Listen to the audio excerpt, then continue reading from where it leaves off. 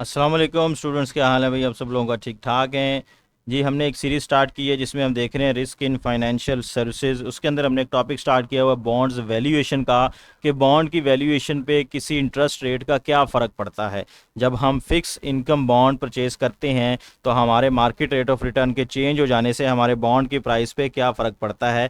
इसमें हमने देख लिया था मैक्यूलर ड्यूरेशन क्या होती है, मॉडिफाइड ड्यूरेशन क्या होती है। आज का हमारा जो टॉपिक होगा वो होगा अप्रॉक्सीमेट मॉडिफाइड ड्यूरेशन। साथ ही आपको बताता चलूँ, आप जो चैनल देख रहे हैं अकाउंटिंग ट्रीटमेंट बाय इरफान, आप अगर फाइनेंस के स्टूडेंट हैं तो आपको इस चैनल को सब्सक्राइब लाजमी करना चाहिए, क्योंकि इस तरह के फाइनेंस से रिलेटेड वीडियो इसमें अपलोड की जाती हैं। मैं आपका होस्ट इरफान हैदर बात कर रहा हूँ। तो हमारा जो आज का टॉपिक अप्रॉक्सीमेट मॉडिफाइड ड्यूरेशन है, इसको स्टार्ट करते हैं। ये क्या होती है इसको हम देख लेते हैं। सबसे पहले तो आपको पता होना चाहिए ड्यूरेशन क्या होती है। ड्यूरेशन असल में हम कह लेते हैं वो रिस्क है, कि हमारे जो बॉन्ड के अंदर रिस्क है कितना है। जितनी ड्यूरेशन बढ़ती जाएगी उतने हमारे बॉन्ड के अंदर रिस्क भी बढ़ता जाएगा। We can approximate modified duration directly using bond valuations for an increase in YTM and for a decrease in YTM of the same size। हमने इससे प्रीवियस वीडियो में देखा था कि किस तरह से मॉडिफाइड ड्यूरेशन निकाली जाती है। उसके लिए हमें पहले मैक्यूलर ड्यूरेशन निकालनी पड़ती थी, फिर उसके बाद हम मॉडिफाइड ड्यूरेशन निकालते थे। आज की वीडियो में हम देखेंगे कि किस तरह से हम directly without calculating the macular duration, हम डायरेक्टली किस तरह से कैलकुलेट कर सकते हैं मॉडिफाइड ड्यूरेशन। हमारे पास क्या क्या वैल्यू होनी चाहिए। तो क्वेश्चन में आपको दोनों तरह से पूछा जा सकता है। जिस तरह का डाटा दिया होगा आपने उस तरह का क्वेश्चन सॉल्व कर देना है।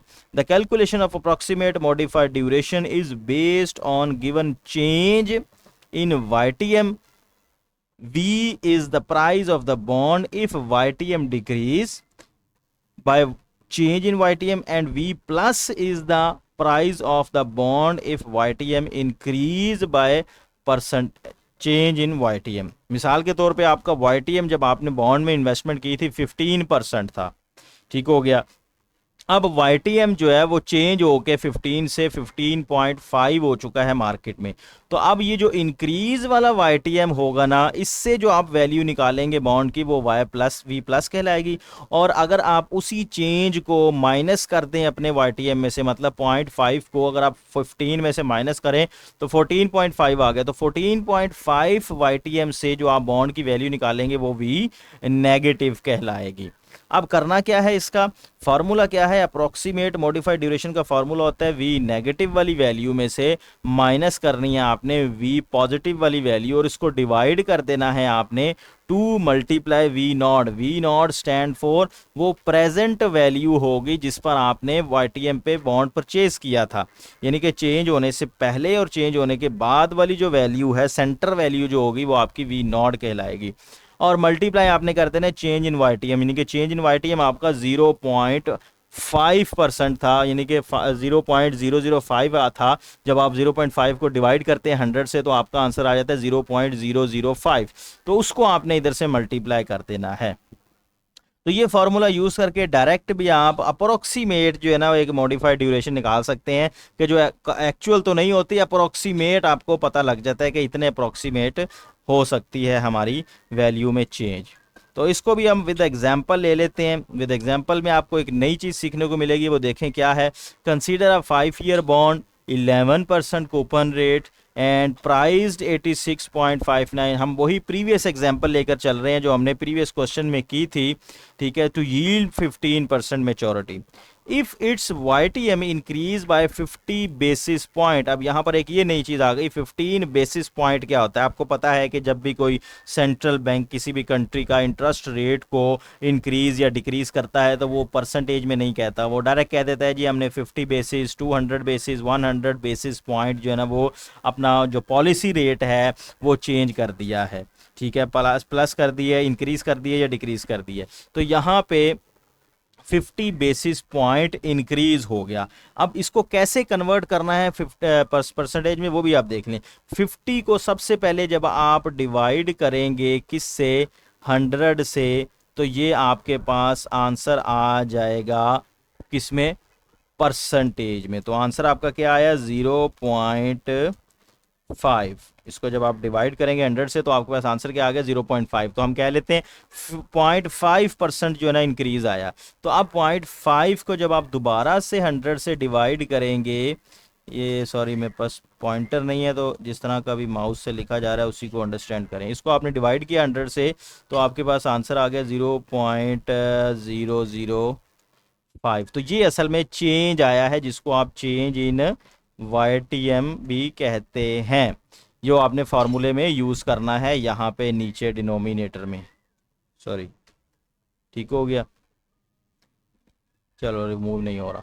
ओके जी, अब कैसे सॉल्व करना है इसको, आपने अब डिस्काउंट करना है अपने कूपन पेमेंट को। सबसे पहले तो 15.5 रख के, फिर आपने दूसरी बार करना है 14.5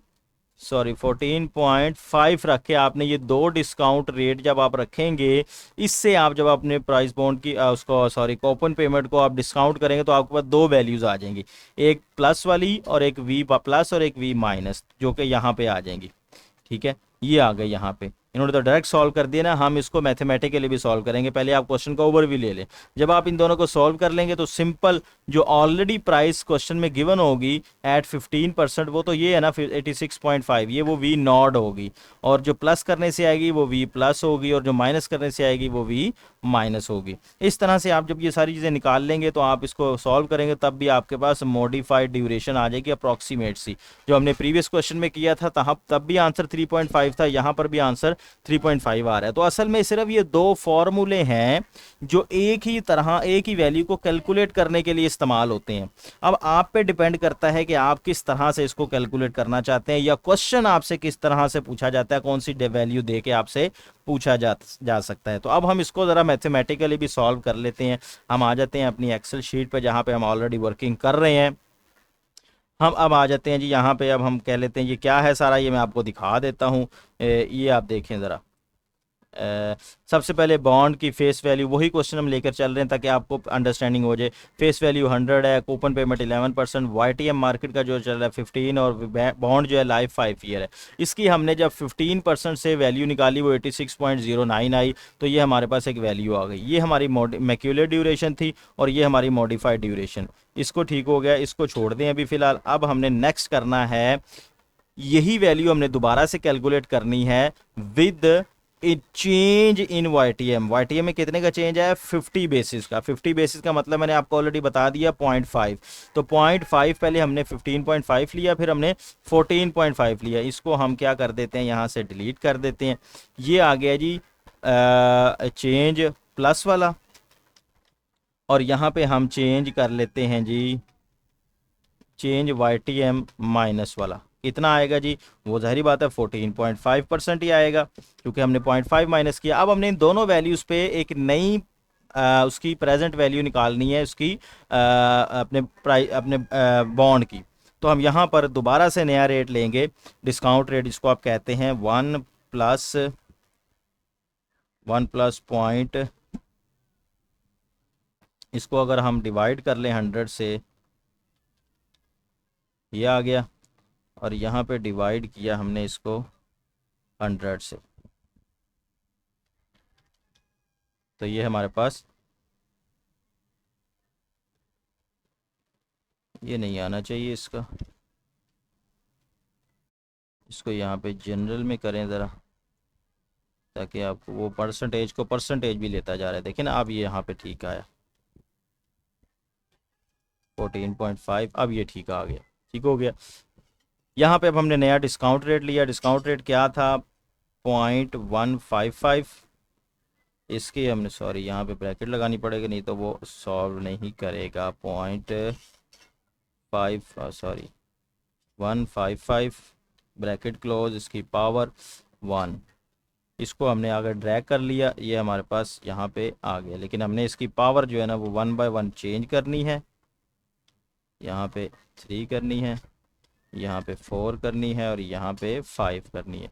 ये तो हमारा डिस्काउंट आ गया पॉइंट इंक्रीज करके। अब जब हम इसको मल्टीप्लाई करेंगे, this value multiply by this coupon payment, ठीक हो गया। तो इस कूपन पेमेंट को जब आप इससे मल्टीप्लाई करें, सॉरी मल्टीप्लाई नहीं करना, आपने डिवाइड करना है असल में, क्योंकि आपने प्लस में लिया है, ठीक हो गया, this value divide by this value, discount कर रहे हैं हम असल में, ठीक हो गया। ये डिस्काउंट किया तो हमारे पास एक डिस्काउंटेड वैल्यू, यहाँ पे अब हमने इसको सम कर लिया, सम करने से हमारे पास क्या आ गया, ये सारी वैल्यूज आ गई, ठीक हो गया। ये हमारी डिस्काउंट इंक्रीज आ गई, जिसको हम कहते हैं वी पॉजिटिव। यहाँ पे क्या आ गया, हम इसको लिख लेते हैं जी वी पॉजिटिव, ये लें जी वी पॉजिटिव, ये आ गई हमारे पास। अब हम वी नेगेटिव निकालेंगे, तो वी नेगेटिव के लिए हमें दोबारा से डिस्काउंट रेट लेना पड़ेगा, जिसको हमें डिक्रीज करके लेना पड़ेगा 1.45, ठीक हो गया। इसकी वैल्यू पावर ले ली हमने 1, ये नया डिस्काउंट रेट हमारा आ गया। इसको हमने जब इसी तरह वैल्यू से इंक्रीज किया 2, 3, 4 और ये 5 आ गया। इसी तरह से अब हम इसको फिर डिवाइड करेंगे, अपने कूपन पेमेंट को डिवाइड करेंगे हम नए डिस्काउंट रेट से, तो हमारे पास ये वैल्यू आ जाएगी, यहाँ पे ये वैल्यू आ गई। तो यहाँ पे हमने इसको दोबारा से सम अप कर लिया, हमने इसको सम किया तो ये हमारे पास सारी की सारी वैल्यू आ गई, इसमें डिक्रीज वाली में। ये क्या है आपके पास, वी नेगेटिव, ठीक हो गया।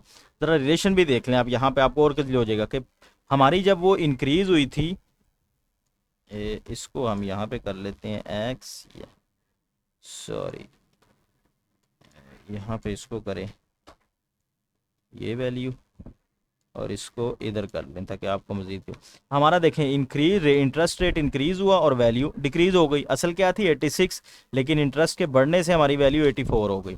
हमारा इंटरेस्ट रेट डिक्रीज हुआ और हमारी वैल्यू बढ़ गई। असल वैल्यू क्या थी 86, लेकिन इंटरेस्ट डिक्रीज होने से वैल्यू इंक्रीज हो गई। तो ये आपको रिलेशन भी आपके सामने क्लियर हो गया। तो ये आपने काम कर लिया। अब आप यहाँ पे क्या करेंगे, सिंपल आप यहाँ पे मॉडिफाइड ड्यूरेशन, अप्रोक्सीमेट मॉडिफाइड कह लें आप, क्योंकि ये अप्रोक्सीमेट है, अप्रोक्सीमेट मॉडिफाइड ड्यूरेशन।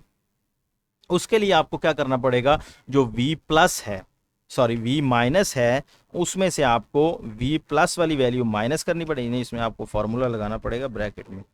आपने क्या करना है, v नेगेटिव, अच्छा फार्मूले में देख लेते हैं दोबारा से, हाँ जी v नेगेटिव में आपने करना है, हाँ जी v नेगेटिव में आपने माइनस करना है, ये रहा v नेगेटिव, इसमें से आपने माइनस किया v पॉजिटिव, ठीक हो गया। इसको आपने डिवाइड कर दिया किससे, सबसे पहले 2 करेंगे आप, फिर मल्टीप्लाई करेंगे जो आपका वैल्यू आई थी प्रेजेंट वैल्यू, फिर आपने इसको मल्टीप्लाई किया, चेंज इन वाईटीएम। अब चेंज इन वाईटीएम जो है वो परसेंटेज में था, उसको जब आपने वैल्यू में कन्वर्ट किया तो वो बन गया 0.005, ऐसा ही बन गया था। ये आपके पास फार्मूला आ गया। तो आपने इसको क्या कर लिया, मज़ीद आपने इसको यहाँ पे इस तरह से राउंड कर लिया, तो ये आपके पास फिर वही वैल्यू आ गई जो आपकी मॉडिफाइड ड्यूरेशन थी। असल में ये भी असल में नेगेटिव ही है, ठीक है, लेकिन चूंकि हमने अंडरस्टैंड करना है रिलेशन नेगेटिव है, इसलिए हम यहाँ पे नेगेटिव साइन नहीं लगा रहे। तो एक वो तरीका और एक ये वाला तरीका, दोनों तरीके आपको मैंने क्लियर करवा दिए हैं। तो जिस भी तरीके से आपको क्वेश्चन आएगा आपने उस भी तरीके से इसको सॉल्व कर लेना। आई होप वीडियो आपको अच्छी लगी होगी, क्वेश्चन समझ आ गया होगा। चैनल पर नए हैं तो चैनल को सब्सक्राइब लाजमी कीजिएगा, वीडियो अच्छी लगी है तो वीडियो को लाइक और शेयर लाजमी कीजिएगा, और अगर हो सके तो छोटा सा एक कमेंट भी कर दीजिएगा, इससे जो है ना नेक्स्ट जो है ना बंदे की हौसला अफजाई जो होती है। अल्लाह हाफिज़।